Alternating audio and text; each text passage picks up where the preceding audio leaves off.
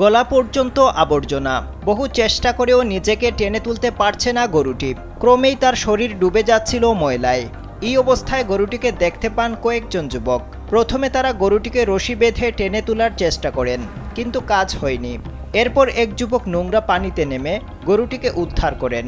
ইতিমধ্যে এই ভিডিও সামাজিক যোগাযোগ মাধ্যমে ভাইরাল হয়েছে। নেটিজেনরা ওই যুবকের প্রশংসা করেছেন।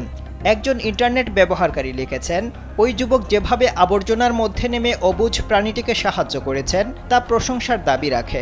গরু গৃহপালিত প্রাণীদের মধ্যে সবচেয়ে পরিচিত উপকারী প্রাণী। এরা দুধ ও দুগ্ধজাত খাবার, মাংস, চামড়ার জন্য এবং কৃষিকাজ ও গাড়ি টানার কাজে ব্যবহৃত হয়। অন্যান্য পণ্যের মধ্যে চামড়া এবং সার বা জ্বালানির জন্য গরুর গোবর অন্তর্ভুক্ত।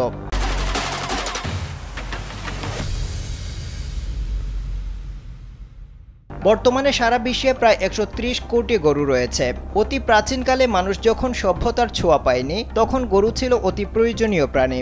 বর্তমান সময়েও গরু একটি অপরিহার্য প্রাণী হিসেবে বিবেচিত হয়ে থাকে, কারণ এরা হাল চাষ থেকে শুরু করে কুরবানির কাজে ব্যবহৃত হয়।